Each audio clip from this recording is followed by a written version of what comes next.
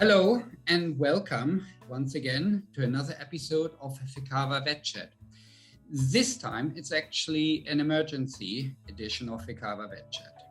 As by now probably most of you will know, the use of antimicrobials for veterinary surgeons in Europe is under threat.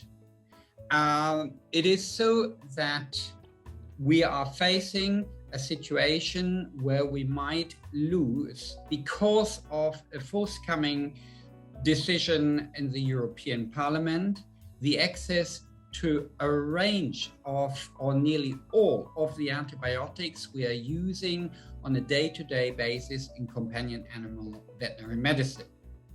To discuss this issue further, I have the great pleasure to welcome the General Manager of the BPT, the Organization of Practicing Veterinary Surgeons in Germany, to this episode of Färber Vet Chat to discuss what is currently going on, what would be the impact if the legislation is not passed in the way it is supposed to, and also what would be the long-term consequences for veterinary surgeons in all over Europe. So hello and welcome to Heiko Färber. Hi Heiko. Hi Wolfgang. Good to be Thank you with very you. much. Thank you very much for talking to me in Färber Vet Chat. Normally it probably would be easier for us to speak in German, but as obviously it's an international issue, let's stick to English and try to prove our best in English. I'm pretty sure we can get along. Yeah, let's try. So, as I said, you are the general manager of the BPT. The president of the BPT is Siegfried Moder. Siegfried is a veterinary surgeon. You are an economist. You are not a veterinary surgeon. So we should possibly say that in advance, especially if we talk about clinical issues. Nevertheless, you represent the BPT for many years. So certain things you might actually by now know better than a lot of veterinary surgeons, I would assume. Yeah. Good. So let's talk about the issue, and please correct me if I'm wrong, because at the end of the day, I mean, I'm also just a first opinion practitioner. I'm not a specialist in this field. So it takes people like you sometimes to explain these matters in more detail to us. The issue is sort of there is the veterinary medicines regulation 2019/6, which is due to be passed and become law in January of next year. This regulation includes also the use of antimicrobials and defines it. There is an advisory committee, the ENVI. So that is the Committee on the Environment, Public Health, and also on food safety. This committee, as far as I understood it, is predominantly has members with a background in the human medical field and also people who are very concerned about the environment. This committee was advising the European Parliament to go against or to oppose a delegated act that was worked out by the European Medicines Agency and also the Federation of Veterinarians in Europe, that had an evidence-based approach to the use of critically important antibiotics. So the suggestion was to use these antibiotics only in exceptional circumstances, and ideally also to test before you use critically important antibiotics. The ENVI committee now would like to have a far stricter approach to it. And they suggest that a lot of antimicrobials, so that would include fluoroquinolines, third and fourth generation cephalosporins, polymyxin, colistin, that all these antibiotics would be banned for the use by antibiotics, regardless of the species. So for farming animals and also for pets and for horses, with a caveat that in exceptional circumstances, you might be able to use these antibiotics, which we use very occasionally and very carefully these days, but only after you have asked for an exception, only after antibiotic testing, only after explaining and showing that everything else has been done.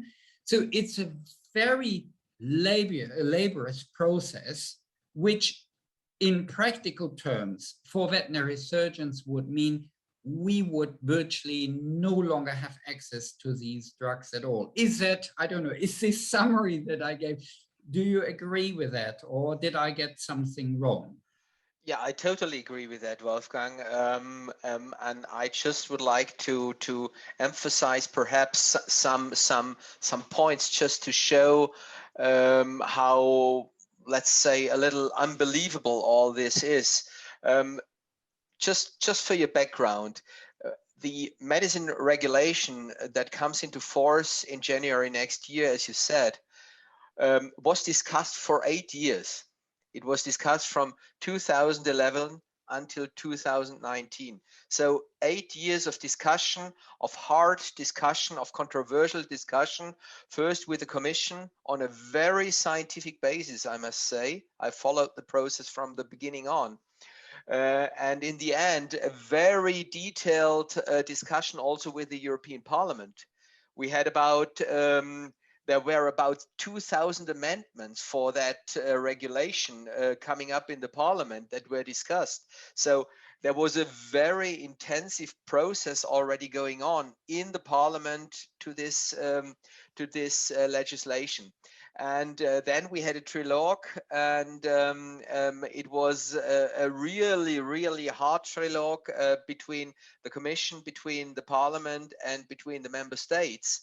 So in the end, they agreed on this very complicated regulation we have now put in force next year. And within that regulation, there is something written for the Commission that they should draft a delegated act, because they were very much aware that it could make sense because of the resistance situation we have in Europe, that it could make sense to put some of the antimicrobials on a list and forbid it for veterinary medicine because of the critical resistance situation in human medicine. So that's the idea behind. And what did the Commission do? Again, there was a 2-year discussion process going on with the advice of all the top agencies the European Union has, namely the European Medicines Agency, namely the European Food Safety Authority, EFSA, namely the European Center of Disease Control, namely the OIE, and also there was a discussion process with the WHO, with the World Health Organization. So we had really all the big players in that game on how can we measure antibiotic resistance and how can we fight it. They were all coming together discussing in 2 years. And at the end, the EMA drafted that delegated act and gave it to the Commission, and the Commission now brought it in the process. And not only the Commission agreed on that delegated act, also 27 member states already agreed on that delegated act. And then it was put forward because it is in the medicine regulation that also the parliament has to agree to that delegated act. And this means if they don't agree, the delegated act cannot put into force. So, and now we have a very new situation, because everybody who was not really happy with the outcome of the legislation in 2019, especially all those who wanted to have stricter regulation on antibiotics, they come up again now when we are discussing now this delegated act. And they want to reach the same goals than they wanted to reach 2 years ago. And now there was the rapporteur of the ENVI, as you said, the Environmental Committee of the European Parliament. There it is, the motion. The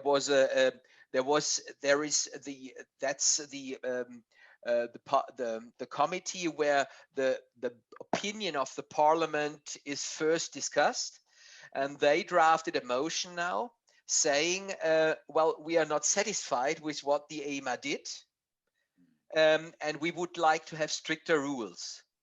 So, again, it was an 8-year discussion process before, then we have another 2 years, and now they are coming up and saying, no, we want to have stricter rules. And I think one important aspect I have to say is that in this report, the EMA was very carefully looking on the resistance situation we have currently in Europe. So it's not only what makes sense, but also they were scientifically looking into the details, saying, is there any reason to take away any antibiotics for veterinary medicine because it causes problems in human medicine? And the answer they gave to us was no, there is no problem at the moment. But the delegated act is a very flexible act. So it is all the time possible for the EMA to say, well, because we are collecting with the new legislation, we are collecting a lot of data, and we are always in a situation, if something gets worse within human medicine, we could also always redraft the delegated act and put some substances on the list.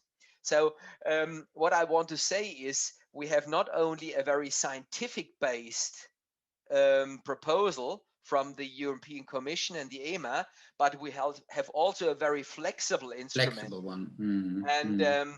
And so this has all options are possible. And now the committee is coming saying, well, this is not strict enough for us.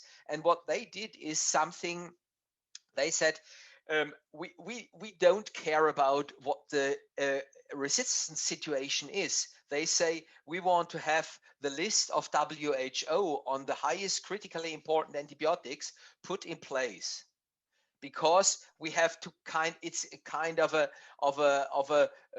prohibited behavior, like we want to protect human health in that way that the veterinary medicine is not allowed to use certain substances beforehand. So and we have a totally other approach, but the approach that is chosen by the Parliament does not really fit to the basic regulation, to the 2019/6. So this is, in legal terms, what the Parliament now wants is not really how do you say it's not congruent. It doesn't work with each other. So yeah. And I mean, it strikes me as if there is no understanding what already has been done within the veterinary profession to reduce the use of antimicrobials, and also to limit the use of critically important antimicrobials. I mean, to start with, I mean, the use of antimicrobials within Europe has been, over the last 10 years, has been dropped considerably. I think I saw the figures of 34, 35% over the last 10 years within Europe. I don't know what's the situation in Germany. I think it's even higher. 60. Yes, yeah. Overall substances. Not only and then also the critically important ones. Yeah, and I mean, I'm a companion animal practitioner. I mean, if I reach for a fluoroquinolone, for example, which happens very, very rarely, it's usually so that I do an antibiotic and antimicrobial testing first to see in how far these medication are appropriate and in how far they will work. Otherwise, I don't tend to touch these drugs.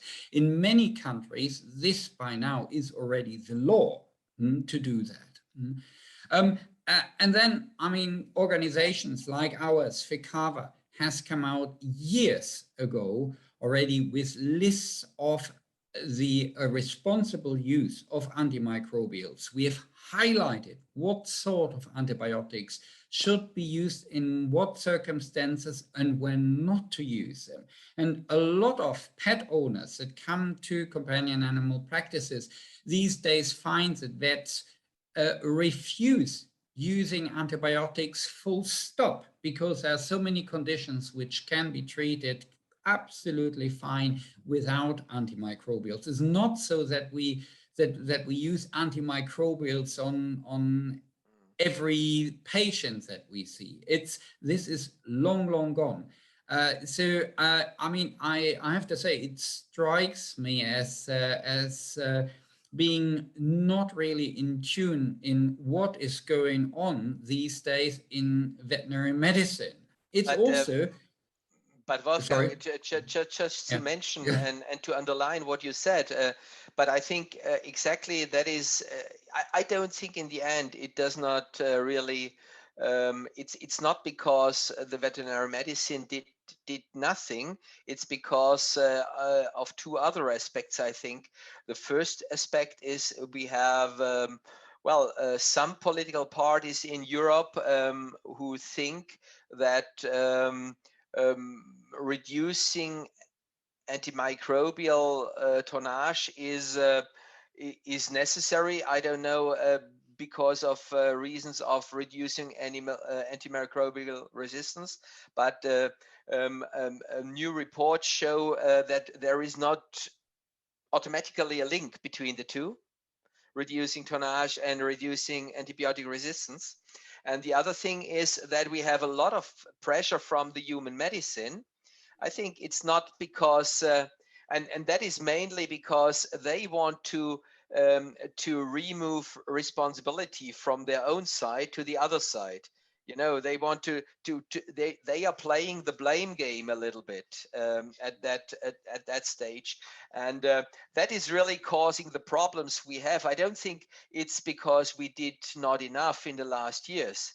It's because others are a little bit blaming us for their own failures. Yeah, I mean, figures show, I think, that antimicrobial resistance caused by the use in veterinary medicine is less than 5% of all cases. The far bigger issue are, for example, resistant bacteria which are in hospitals, for example, caused due to poor hygiene in hospitals, for example, or due to the inappropriate use in human patients when antibiotics shouldn't be used. So, I mean, okay, one can discuss this. I mean, this is actually the document that that was then brought out by the Envy Committee. It highlights something like 50 points why antimicrobial resistance is such an issue. For example, and I mean, nobody's denying that 33,000 people die each year to antimicrobial resistance. So this is a point. Or, for example, they highlight that globally, 93,000 tons of antimicrobials are used in food-producing animals in 2017, globally, not within Europe. This is, however, completely forgetting how much work has already been done, and the use of antimicrobials, especially in Europe, is much, much lower and is going steadily down. All right, right. So the frustrating thing, I think, is also if you see that I think if we are talking about the One Health approach, which would include participants from all different medical disciplines, including veterinary surgeons. However, it strikes me that this motion for a resolution to refuse or to reject the delegated act seems to have been, what shall I say, brought out in despite of veterinary knowledge and with very, very, if any, veterinary input at all. So once again, veterinary surgeons, and at the end of the day, our patients find themselves as sort of less important and as second-class professionals, which I have to say, as a professional and practicing veterinary surgeon, I find it very disappointing, possibly actually very insulting. Well, yeah, it's what, in my view, what the ENVI proposed is a two health is a two health initiative, and what the EMA proposed is a one health initiative. Indeed, the EMA says very clear when it comes to the classification that when we are looking at the substances, we always have to look for human and animal health. And the motion of the ENVI is clearly there is the human health very much in the front, and they are not really thinking on what happens with the animals if some substances will not be available anymore. And the critical thing is, I think many people don't understand that. The problem is, if we are putting through the WHO list for the highest critically important antibiotics, this would not only mean that you are not longer allowed to use these products, the marketing authorization would be removed. That's the problem. So the marketing authorization would be removed for all these substances. So there would be no longer any fluocinolone be allowed for veterinary medicine. There would be no longer allowed any cephalosporin 3,4 for veterinary medicine, no longer be allowed macrolides, the polymyxins. They would be forbidden because the marketing authorization would be removed. And this brings me to the other point. Many people say, well, and because marketing authorization is removed, this means the large animals are affected, but also the small animals are affected. There is no distinction between the two possible because we have the substances are forbidden to use them in veterinary medicine. And then there is something else. And I think this gets more and more clear. The argument is that we have, if we are treating single animals, this could be a derogation for that. But the problem is, if the substances are forbidden,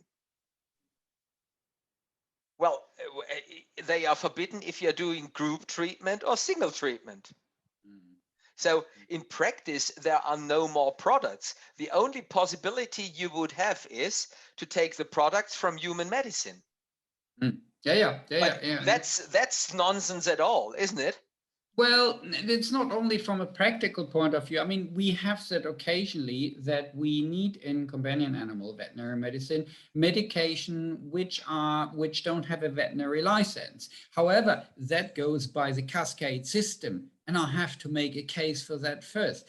But if I need this drug immediately, now, I can't have it on the shelf. I first need to get it approved. I first need to be allowed to get it.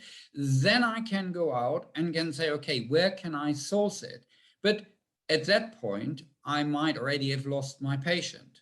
Right. The And that is exactly the point we have. So I think now we are coming to the really point, and what we are trying to get out or to find out with the politicians, because if this all comes through what they intend to do now, the question in the end is, if there are no longer drugs to treat animals, what does this mean? Do they really want, in the end, in the worst case scenario, that pets or that animals are dying or have to be euthanized? Is that the consequence you really want to have? And I exactly that is the point when I'm looking for the envy motion. I think the envy motion is not really thought through, because this is, in my view, one of the main things they forgot to look at when they were drafting the motion, because no vets were involved in that drafting of the motion. There was no animal protection organization involved in that motion. The only who were involved were the human doctors and some NGOs who were always against antibiotics for animals. So and that's why I'm saying this is a two health approach, because they are not thinking the two together. Let's have a look at the practical sort of at the practical point, what we as veterinary surgeons, but also as pet owners or as animal owners or animal keepers sort of can do. The BPT has already started a signature campaign in Germany. I know that the French association is very active and is rallying their members. Veterinary surgeons all over Europe that are concerned about these issues. I think what else can they do to try to influence this important vote on the European Parliament in the middle of September? Well, the problem is time is running. That's the first problem. So what can you do within the next 14 days? It's almost nothing. And to let's say, to influence a political decision, I think you have to start from the bottom. So first you have to inform the vets, then you have to inform the media, the public, and then in the end you will see that the politicians are getting involved. And this is exactly what we did with our campaign. We first tried to inform as much as possible the German veterinarians on the campaign we start. Then in the next step, we try to get involved the press, the media.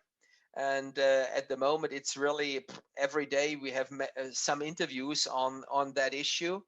And almost every newspaper and also the television and radio is always something in about this issue. And now the pet owners are getting, they are discussing about it. The horse owners, a very important group, by the way, are discussing about it. And more the politicians are now discussing about it. So I think that's where we need to butt in, probably. Right. It is, at the end of the day, it will be a single majority vote in the middle of September in the European Parliament on the 13th of September. I think what really needs to be done here is that vets, but also animal owners that are concerned, rally their member of parliament of the European Parliament to vote in the right direction and not to follow the refusal as suggested by the Envy Committee. It's as simple as that. But to follow the guidance of the EMA, of the FVE, of the OIE, of these organizations, which have, as you pointed out, spent a lot of time and have given a lot of thought to the initial delegated act. But the problem is, Wolfgang, many people even have no clue who the member of or their member of European Parliament is. Do you Then know you better yours? find out. Then you better Yeah, find out. it's very Yeah, easy to find it out, yeah. and I think now it's a good time to try to approach them, because the decision is ahead, and I think it's already a critical decision, because some countries, as you said, brought it already up. And I think the members of European Parliament, they really are looking for information on that issue. And so if you try to get in contact with them, I think it's a good time now to try it. But also it's very worth to speak with the press and to get them involved. That is another important thing to do. So try to get in contact with your local press at least. Normally vets have good relations with the local press, and try to get them involved, try to get them informed about the consequences this would have. And it's like what we did so far is all this what happened now in the European Parliament was more or less going on behind the scenes, and probably those in the Envy committee who are putting this forward or are pushing that motion, they hoped that everything is going on in the back. And now what we did is we brought it to the light, and now it's more or less an open debate, and the parliamentarians know, we can see it now in Germany, that if it comes out of antibiotic resistance was always an issue for specialists. And now with this campaign we brought it out of the specialist. It's no longer a specialist issue. It's now an issue everybody who has an animal cares about. And that is the important thing. So if you get the animal owners involved in that, I think it's getting a far bigger issue every politician should care about. The recommendation of the Envy committee, the member responsible for this was a fellow German, Martin Häusling. Not living far away from me here. Yes, Martin, we have approached Martin quite a while ago and have offered him to have a similar interview. He refused to be interviewed with the explanation that he wouldn't give an interview in English. I offered to hold, which is unusual for this format, to hold the conversation in German. Once again, he refused to explain how his vision of the use of antimicrobials in the future for companion animals and for all animals would be. So, I mean, that's as much as we can do. But I think the important thing is that our colleagues, but also pet owners and animal owners in general, take action now to make sure that we are not losing the use of a lot of antibiotics. Heiko, thank you so much. Just let's say, because we are now at the moment really in the fight also with Martin Häusling. I could really imagine that oh, my dog. I could imagine that he is a little bit he doesn't know what these small animal practitioners are doing with him. Because he got so much pressure in the last days from the side of animal or pet owners. But his problem is he always says this regulation is only for large animals, it's not for small animals. There is an exemption, but that is exactly the point. It's not true. And that is the point probably he didn't want to discuss with you. Well, I mean, it is, if you go on Martin Häusling's website, I think a lot of the ideas and intention he and also his party has are actually pretty much the same what we all want. It's just a question how to practically implement it. And I think, I mean, the EMA and the FVE has given it a lot of thought, and there is a clinically and an evidence-based approach here. And as you pointed out, the alternatives might sound on paper possibly very good, but from a practical point of view, I think it would cause a lot of problems, and possibly not the necessary thought has gone into it. And yeah, right. It's a shame that we couldn't discuss it. Well, that's the way it is. Heiko, thank you so much for taking yourself the time to speak to me.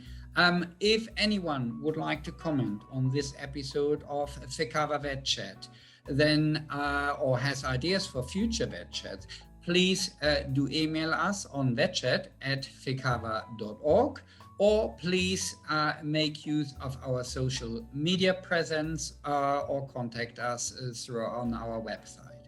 Thank you very much, and I hope to see or hear you all again for another episode of Färber Vet Chat very soon.